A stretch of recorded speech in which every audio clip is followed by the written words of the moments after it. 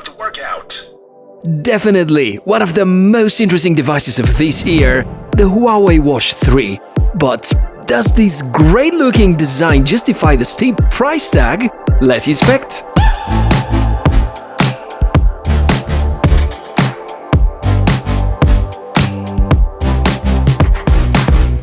Hey, welcome back to the channel, guys and girls. My name is Michael and I'm so happy to see you here, a place where we inspect cool tech and hopefully based on that you can make the right buying decisions. Now, this here is the wearable device that I was thinking everybody's going to like and want, the Huawei Watch 3. But as it turns out, based on my first couple of weeks of using it, there are a number of concerns and they are due to multiple reasons. Now, first of all, this is the first true smartwatch that Huawei are releasing in the past few years, and the first one which is not based on Wear OS. They had a few releases from the GT series, which use a proprietary operating system which is called LiteOS, and I'm going to talk about all the differences a bit later. Now, as usual, we start with the price tag, which this time is rather steep. It costs close to $360, that's the starting price, and there's a Pro Edition which costs some dollars more. And we could compare this smartwatch's price to one of the best mid-ranges of this year, which is the Redmi Note 10 Pro, and you can see you gotta choose wisely. Two great devices, but you really have to be careful with what you choose. The Watch 3 is very interesting because it's one of the first devices which come out with the long-anticipated operating system called HarmonyOS, something that Huawei have been cooking in the past couple of years. So there are definitely a lot of question marks, and especially combining the price, and that's a very bold decision, to put it side by side with expensive devices like the Galaxy Watch 3, it's more expensive even than some of the Apple Watch series, not to mention great devices like TicWatch Pro 3. So we really want to find out how HarmonyOS compares to all that. We now know it's expensive, so let's get straight to the unboxing. There are multiple variations of Huawei Watch 3 series. There's a Pro Edition with more premium materials and a larger battery. Function-wise, they're identical. I feel like there hardly are going to be people that will give $500 for the Pro Edition given the uncertainty surrounding the software. But that's just my expectation. As you can notice, the unboxing felt great, as fancy as we had it with the GT2 Pro, so it really is nice to unbox and get to feel the cool materials it is built with. Clearly, the design feels premium, and somehow my first thought was that it looks like a bigger version of Samsung Galaxy Active smartwatch, or probably a newer version of the GT2 Pro. We can see that there aren't too many visual changes between the Watch 3 and the GT2 Pro, besides some corners cut, well, literally. And also Huawei go for one slick button and one functional rotating crown, just like you got it right, Apple. I believe the position of the crown on Huawei's device makes it much easier to use, and it quickly has turned into one of my favorite features of the watch. But wait, before we dig deeper about what it can do or it can't do, our usual list with the hardware highlights.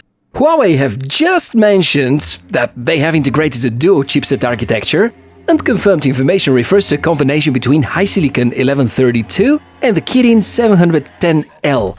2GB RAM, 16GB storage, the display is 1.43 inches, one of the biggest in the industry so far. There's eSIM support for LTE networks, ceramic back, stainless steel frame, bunch of health tracking sensors including the improved HR sensor, SpO2 measuring, a temperature sensor makes it to the list too. There's a speaker, microphone, Bluetooth 5.2 and even Wi-Fi.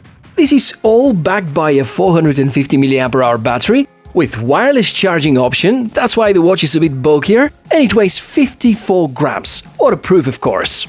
If only Huawei have added blood pressure measuring option, that was about to be the most complete hardware setup of a smartwatch ever, but hey, nobody's perfect. So with the hardware, looks like Huawei have nailed it.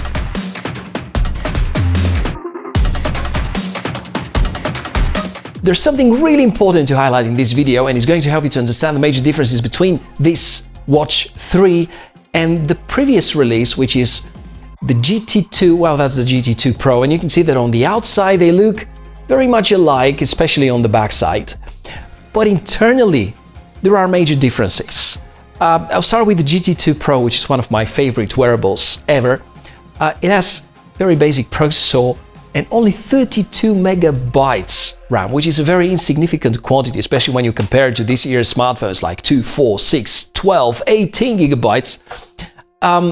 This device here is much smarter. It has much more capable processor. It has 2 gigabytes RAM and everything needed in order to run a truly smart operating system.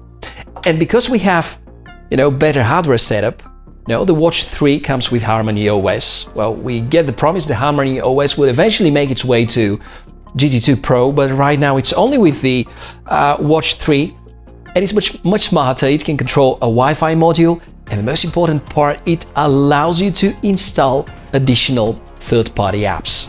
Think of the Watch 3 as of a new beginning. With GT2, there's no option to enhance functions or add any apps. With Watch 3, if Huawei makes things right, the operating system could turn their wearables into a meaningful Wear OS alternative, something that Samsung hoped to achieve, but never really happened. So now the real benchmark for this watch is how does the software perform? As a starter, getting you up to speed with how to use it, touchscreen and buttons are what you mostly are going to use for controlling it, with the crown being the two that you're most often going to use. Press the button once, it opens the app drawer. Press the button again and you're back to the main watch face screen. The other button opens the workouts, or is going to start any app that you program it to. There also are the press and hold actions. The big button lets you quickly power off. The other one is supposed to launch the voice assistant, which in my region is not supported. So I can't say anything about it from personal feedback, but we'll link a video to TechSpurt where you can see a number of disturbing things about it. Swipe down for quick toggles, swipe up for notifications. Can we respond to messages now? No. Am I serious? Yeah, but there is software keyboard, so there is hope. Swiping left and right goes through the main cards. The ridiculous part is that the LiteOS on GT2 Pro seems to have more options about these cards than the much smarter and sophisticated HarmonyOS. The app list in its default format reminds about the available options on most fitness trackers, so there's nothing too special or fancy about it. Cool fact that you can add some more apps from Huawei's App Gallery, something similar to App Store or Play Store, but with much less apps at this point. If Huawei can survive the marathon and manage to attract enough app developers, maybe in a few years from now it would be a reasonable alternative, but right now it's almost nothing useful enough. You search for Spotify, you get a result for the Wish app. You search for Maps, and nothing relevant appears. I can bet that at least 70% of your favorite apps won't be present here. Going further and exploring the rest of the features and functions, most of the apps are looking quite nice, and Huawei managed to make the interface very similar to what we already know from the Watch GT2 series. I find it very positive that whatever was working good on the predecessor is working good here as well. The smartphone app is, however, a bit of a nightmare. You know about the struggles with iOS, so if you plan to use the watch paired to an iPhone, there will be certain limitations. For Android, the troubles are also present. You need to download the Health app from Huawei's website, as the one in Play Store hasn't been updated ever since Google and Huawei's relationship went wrong. You also need Huawei mobile services if you have a non-Huawei phone, so at least at the start, it would be very frustrating for people who have no clue about that. The Smartphone Health app, on the other hand, is quite nice. I've always been a big fan. It's tidy, simple, with rather meaningful interface, which is pretty awesome, except if you're looking to find how to link to Google Fit. Took me kind of 30 minutes to figure that out. So there's plenty of stats about everything, and especially concerning sleep and SpO2 tracking, where Huawei seem to be in their own league. To that, we add the newly implemented temperature sensor, and the health info is even more detailed. Know that you're being warned that none of this data should be used for medical purposes, and the normal temperature here on the wrist should be somewhere between 32 and 34 degrees. The workout modes are also well implemented, more than 100 with assistant and personal coach, which I prefer to keep muted because it feels weird to listen to it, especially if you're a group of people playing. Workout paused. Workout resumed. Heart rate is quite accurate, and now this little thing that gives me hope. The fact that while you're doing sports outdoors, there is some sort of a map. This clearly is a sign that Huawei think about adding a nav option, as it is with the GT2 Pro, where you can be navigated on your way back to the starting point. But you can well notice that either the GPS accuracy is way off, or there's something not right with the maps. We can use the app in order to find out more. Well, it looks like we're talking about the worst scenario. I've never seen such inaccurate GPS behavior on a shiny day. We talk about errors of up to 10 to 15 meters, which is simply unacceptable from a device that costs $400. Apparently, the list with the drawbacks right now when I'm making this video is quite significant. Poor app integration, there is no Strava, which means that's a no-go solution for most athletes. The GPS issues that we just mentioned, the lack of customization of some areas in the interface, the too many paid watch faces and apps.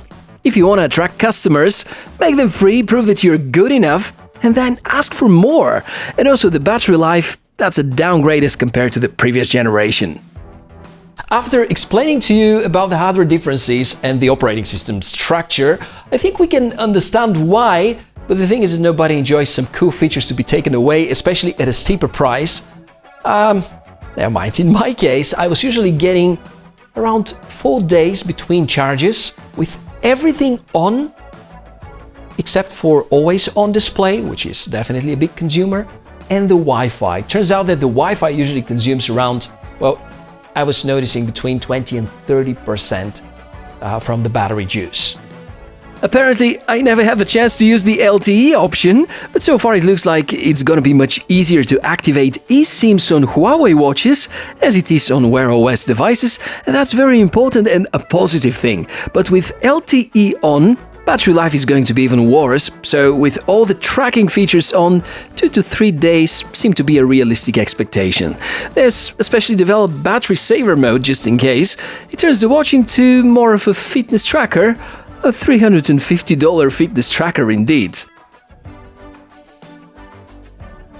Now, at the end, summary and some final words about this really beautiful, great looking and so far well-performing device.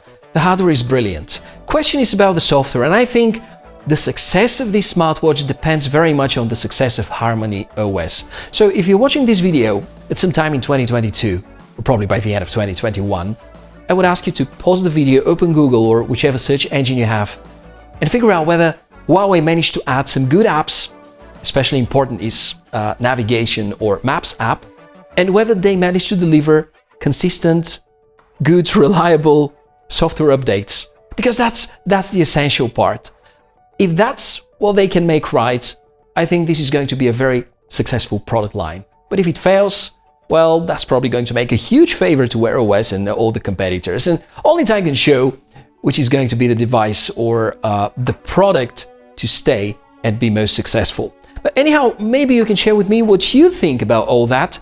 Is the Watch 3 really that expensive, given all the efforts that Huawei have put into their new operating system? Or you think the price is reasonable and probably better than what Samsung and TicWatch packs are offering, not to mention Apple in their watch series? We can talk about all of that in the comment section below the video.